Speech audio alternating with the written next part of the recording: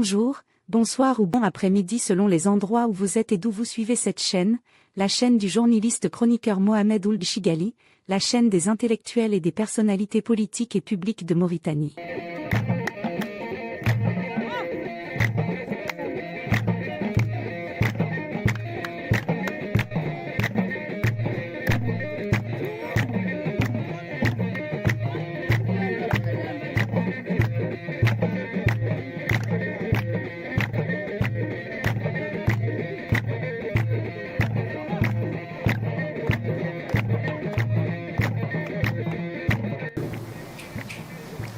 Il dit que cette conférence de presse est une conférence de clôture de cette phase de préparation.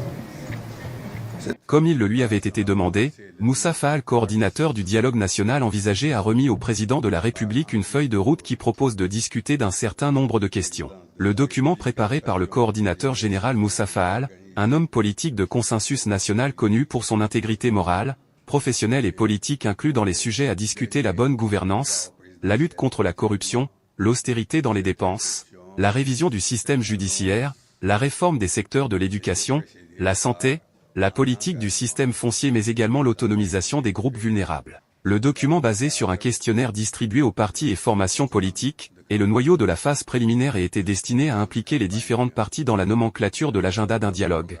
Des thèmes qui seront abordés par ce dialogue et la méthodologie qui sera adoptée pour le conduire. Les retombées de cette phase préliminaire préparatoire du dialogue ressort que la majorité des participants tiennent à l'importance de discuter des questions d'unité nationale, de la diversité culturelle, de l'égalité des chances et de réadapter les règles du processus démocratique à l'exigence de l'époque. La feuille de route définit 5 axes principaux qui pivotent autour des objectifs visés par le dialogue, les thèmes prioritaires, l'identité des participants, les mécanismes de gestion des sessions et les garanties suggérées pour la mise en œuvre des recommandations. Pour en arriver là, le coordinateur du dialogue, Moussa Fall, avait rencontré au cours de ces 7 derniers mois un certain nombre d'hommes politiques, de chefs de parti ou de formations politiques, ainsi que des représentants de la société civile. En choisissant Moussa Fall comme coordinateur du dialogue et en le chargeant de défricher le terrain pour le dialogue, le président mauritanien Mohamed Ould Cheikh El Ghazouani a fait le meilleur choix. Moussa Fall est l'un des hommes politiques et économistes mauritaniens les plus populaires et les plus respectés par toutes les classes politiques. Durant sa longue carrière, il a toujours joué un rôle prépondérant sur la scène nationale, surtout au cours de ces 2 dernières décennies, ce qui lui a valu une estime considérable même de la part de ses adversaires politiques. Malgré les gages donnés par le président de la République et malgré le choix de Moussa Fall pour conduire de nouvelles retrouvailles entre acteurs politiques de tous horizons, le travail du coordinateur s'est confronté à ce qui apparaît comme une crise de confiance, en particulier de la part de certains.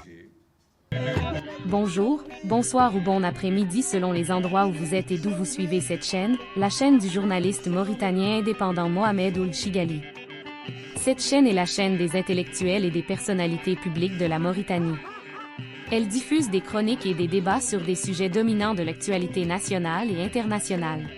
Parmi ces certains qui jouent à la manipulation verbale pour faire croire que la préparation de ce dialogue veut entraîner une nouvelle fois la classe politique vers de multitudes d'inconnus, d'incertitudes et peut-être même un manque de crédibilité, il y a Biram Daould Abed, le leader de la mouvance IRA, une organisation fracturée, délabrée et agenouillée par des dissidences de plus en plus nombreuses et de plus en plus accélérées. Certains pensent que l'absence de Biram Daould Abed autour de la table du dialogue va influencer sur la crédibilité de cette concertation politique élargie. Ce n'est pas vrai. Le camp de la majorité et beaucoup d'acteurs politiques sont persuadés que l'absence de Biram Daould Abed au cours de cette concertation de la dernière chance n'altérera en rien les conclusions qui accoucheront du travail titanesque accompli par Moussa Fall, qui est la vedette des retrouvailles politiques dans un pays profondément divisé par des intérêts personnels et égoïstes de certains leaders politiques en voie d'extinction. Biram Daould Abed, qui souffle tantôt le chaud, tantôt le froid politique, tantôt le chaud et tantôt le froid sécuritaire, est un satellite politique en perdition qui essaie d'accrocher ce qui reste de son organisation essoufflée à un extrémisme racial qui le rapproche plus de la mouvance extérieure des flammes que de la mouvance politique modérée de son pays. Ami de Ould Ghazouani en été et son ennemi juré en hiver, Biram Daould Abed n'a jamais en réalité accepté un dialogue quel qu'il soit si ce dialogue ne dicte pas sa propre volonté, une volonté qui le rapproche beaucoup plus de la violence verbale que d'un dialogue apaisé. Dans un entretien accordé par le professeur Logourmo, avocat émérite et politicien très averti, à Mohamed Ould Chigali l'année dernière, le profil des Biram Daould Abed est tracé par ce négro-mauritanien, un de ses compagnons du chemin politique qui traverse la scène nationale.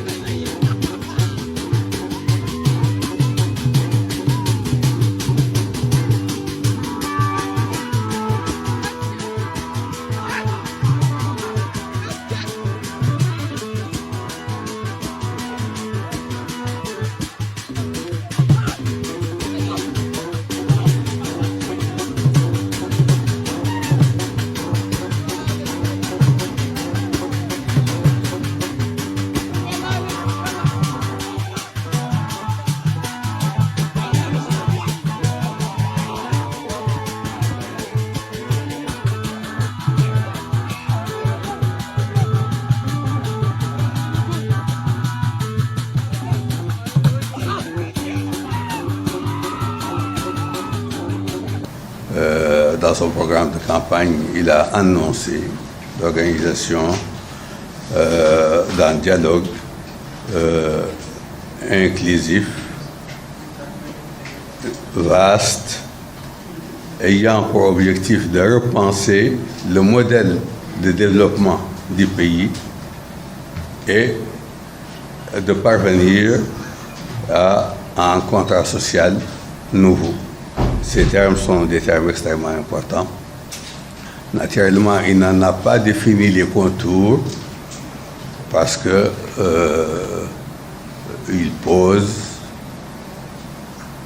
ses objectifs à la classe politique, à la société civile, aux personnalités indépendantes, pour qu'ils en définissent les contenus. Que voulons-nous faire de la Mauritanie du futur? C'est ça la question qui est posée. Et en tout cas, en posant ces objectifs, il montre sa bonne disposition à aller de l'avant et naturellement le constat qu'il fait qu'il faut du renouveau, il faut renouveler, il faut changer et il faut parvenir à un nouveau modèle de développement. C'est extrêmement important. Sur la base de cette annonce, le président de la République m'a fait l'honneur de me confier cette mission de coordination et partant des expériences passées, de dialogue qui n'ont pas donné les résultats qui en étaient attendus, nous avons opté pour une démarche nouvelle, innovante, prudente, qui nous a demandé 7 mois de travail, mais qui a l'avantage de préparer le terrain à un dialogue, de voir l'ensemble des facteurs d'échec possibles et les mesures préventives à leur égard et de préparer un peu l'opinion pour entrer dans un dialogue constructif et pour entrer dans un dialogue riche. Nous avons donc élaboré des questions que nous avons transmises aux 20 partis reconnus et aux 5 derniers candidats à la présidentielle, et nous avons reçu un très très grand nombre de la société civile, de partis en construction et de personnalités indépendantes. L'ensemble des réponses et des réactions de tout ce monde-là nous a permis de faire une première synthèse d'une feuille de route que nous avons renvoyée de nouveau à toutes ces parties prenantes pour avoir leurs observations sur cette feuille de route. Et nous avons tenu compte des dernières observations que nous avons prises en compte dans le rapport que nous avons remis au président de la République. Nous avons donc vu les 20 partis reconnus. Certains sont venus, ou bien la quasi-totalité sont venus de façon individuelle, mais en même temps, ils sont venus de façon regroupée. Les 13 partis de la majorité sont venus ensemble, ils ont déposé leurs propositions ensemble. Les 4 partis de l'institution de l'opposition, 4 partis parlementaires, sont venus aussi, ils ont déposé leurs propositions. Et il y a un autre pôle qui regroupe des formations politiques, des partis qui ne sont pas parlementaires, et des personnalités aussi, des députés qui sont venus ensemble pour déposer leurs propositions. Et ce qu'on a constaté, c'est que les propositions se recoupent. Toutes les propositions se recoupent. 74% des réponses mettent le problème des séquelles de l'esclavage et de l'esclavage en priorité. 72% mettent le problème du passif humanitaire. Et il y a un échelonnement qui se fait par la suite, mais les préoccupations aussi bien de l'opposition que de la majorité sont à peu près les mêmes. L'esprit que nous avons constaté est un esprit positif. L'intérêt pour le dialogue est grand. Et donc, nous pensons que les conditions sont assez bonnes pour engager un dialogue.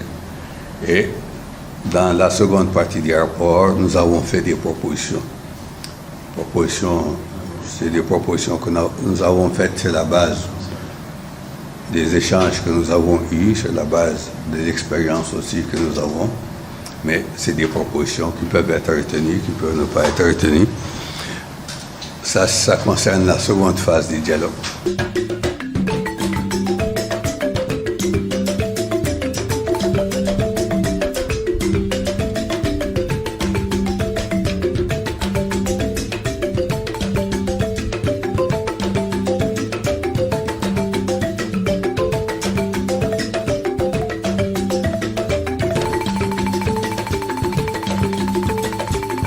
Je reviens sur... parce que c'est pour la première fois que je vois tirer à boulet rouge sur Biram Daoulebed et puis le parti Tawas. Mais vous avez dit, ils vous ont trahi. Bien évidemment. Comment ça, ils vous ont trahi? D'abord, Biram, sur le plan personnel, c'est un ami. Oui.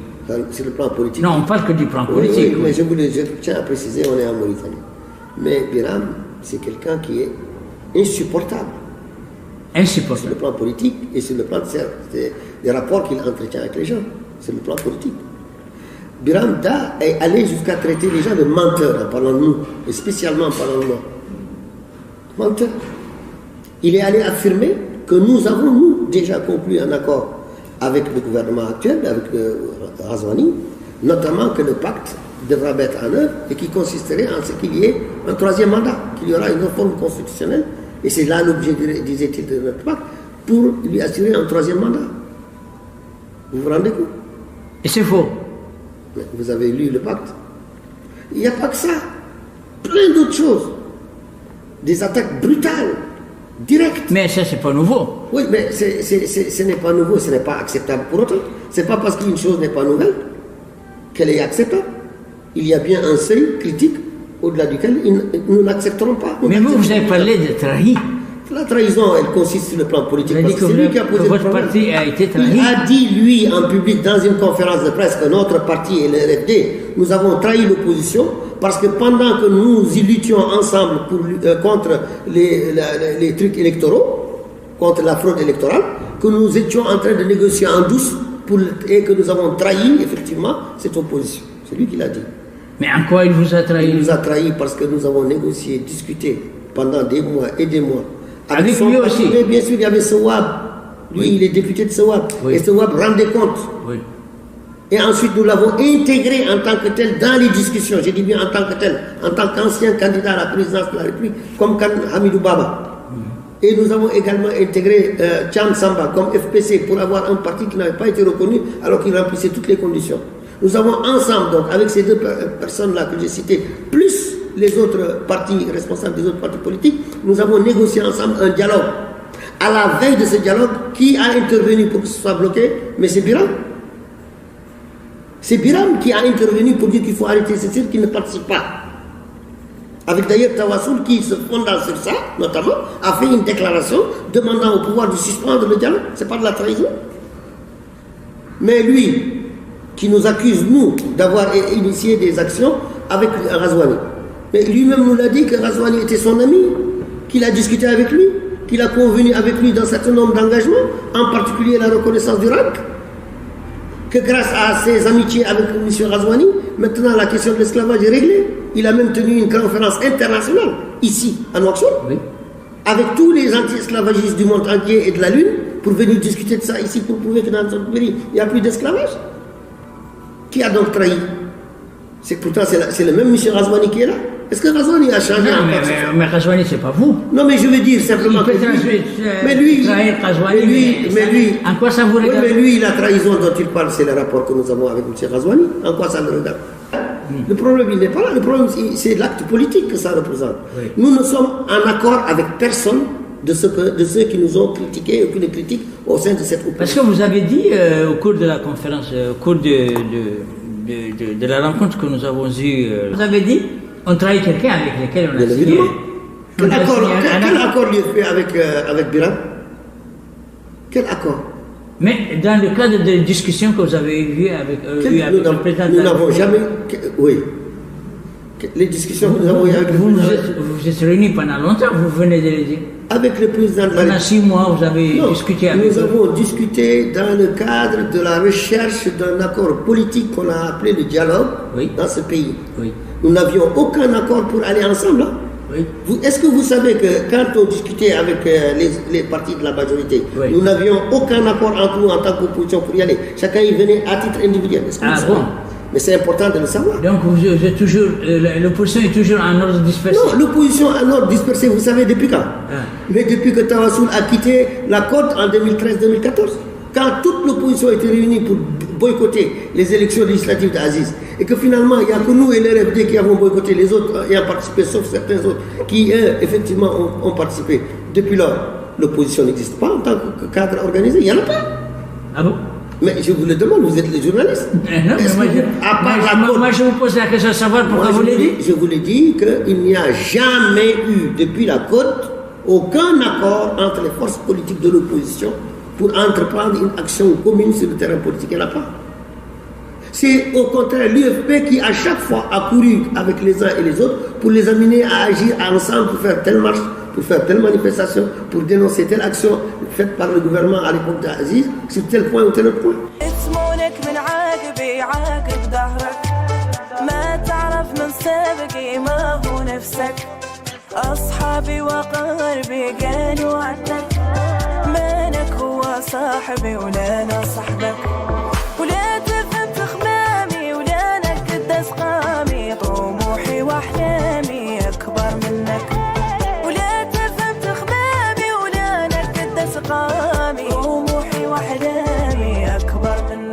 Certains pensent que l'absence de Biram Daould Abed autour de la table du dialogue va influencer sur la crédibilité de cette concertation politique élargie.